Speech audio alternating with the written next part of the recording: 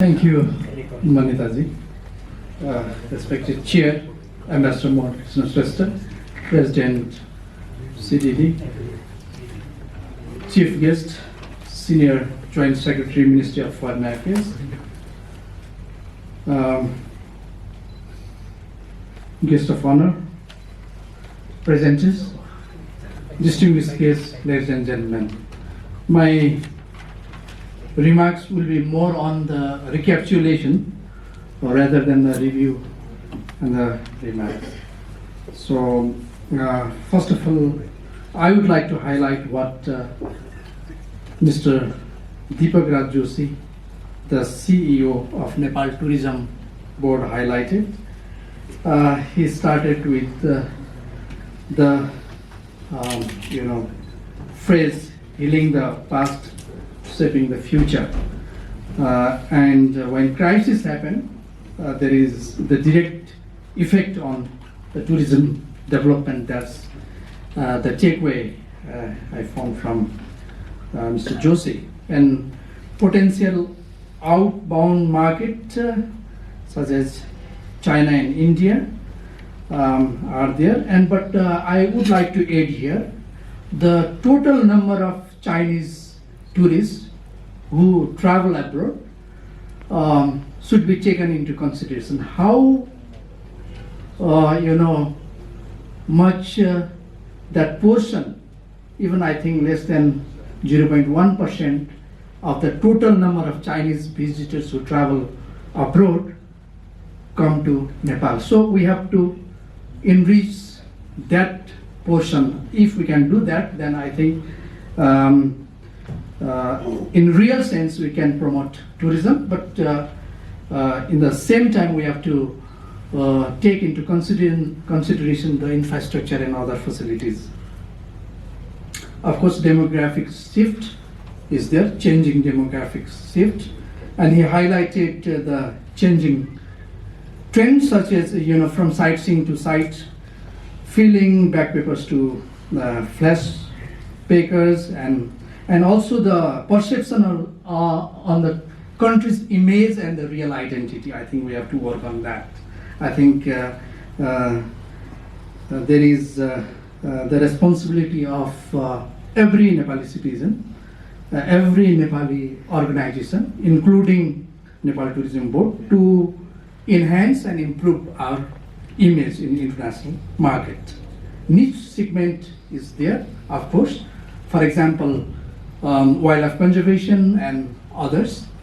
Spiritual tourism, that is the very neglected part, I guess. So when our neighboring countries is talking about the Lumbini circuit and Ramayana circuit, why can't we start and take initiative to promote our spiritual tourism? And also in this August gathering, in the presence of all the renowned diplomats and ambassadors, what I would like to convey the message that the ambassadors can promote the spiritual diplomacy as well. So I think in that direction we have to move forward. And he highlighted the 8 strategic pillars. So Nepal has also had terrible success drawing in specialized visitors, even from India. For example, comparatively speaking, what we find that fewer South Indians visit Nepal than North Indians do.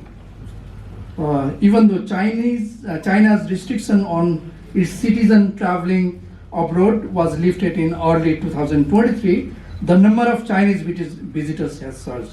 However, 60,000, this is the data of 2023, 60,000 tourists from a country with a population of over 1 billion people arriving in a single year is hardly cause for celebration. So Nepal has a great deal of potential to benefit greatly from the global tourism boom. And Himalayas are accessible to tourists due to Nepal's geographical location and the country's rich religious, I reiterate again, and the cultural legacy only serves to increase its appeal. So it's imperative to explore the authentic methods for attracting visitors. And we really need to work on quality investment, but we have to be clear what quality does mean. What does it mean? How we define quality? This is very abstract thing. So we need to define, and also one thing that I really appreciate Mr. Joshi's presentation, that he did kind of appraisal of the existing tourism strategy, and HR should be developed, and the organic hospitality image should be enhanced. And he also highlighted some bottleneck there. But the question is like, we have to be clear whether we are promoting volume-based tourism or value-based tourism. So we have to define clearly.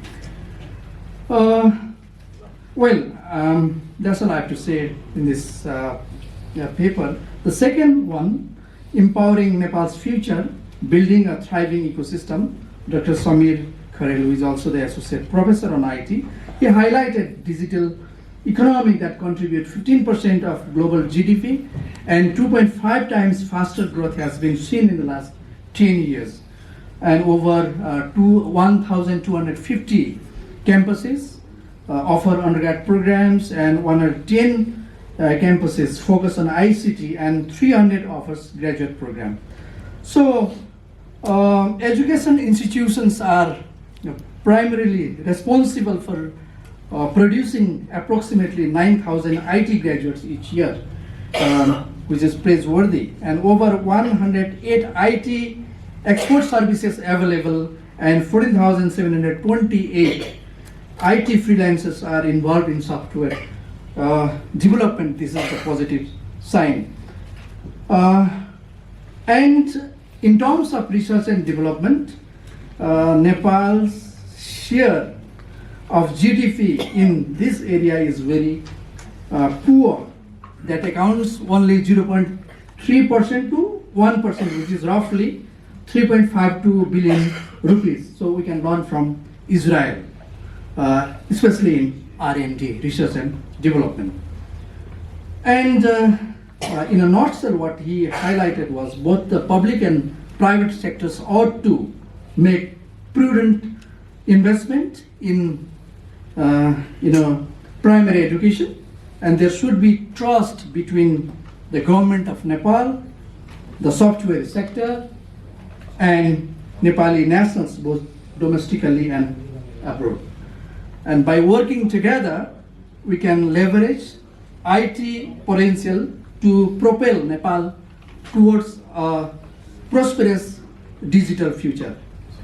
Citing the example of IT Park, he highlighted the importance of the IT infrastructure, not in rhetoric, but also in the real, in the practical field. And he also highlighted that 2G is going to be phased out, and since we are heading towards the virtual world, we have to prepare ourselves accordingly. So what steps should be taken to enhance Nepal tourism industry?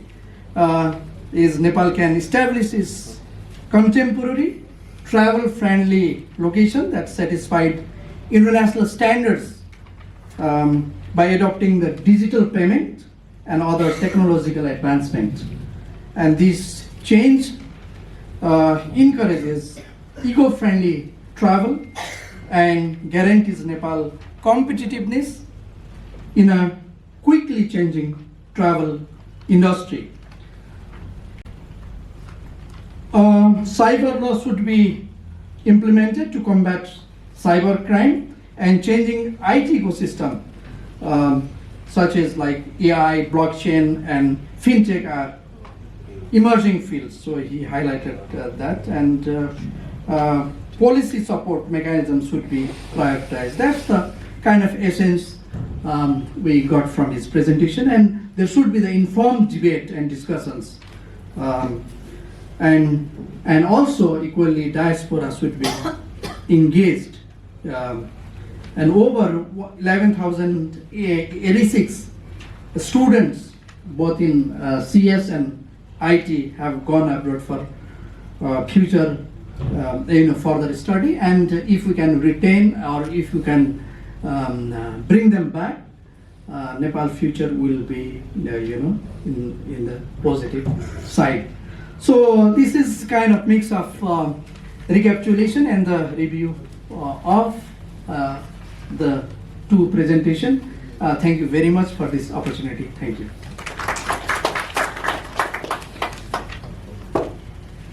Thank you, Dr. Poudel, for your review on the presentations. Now, we are moving ahead.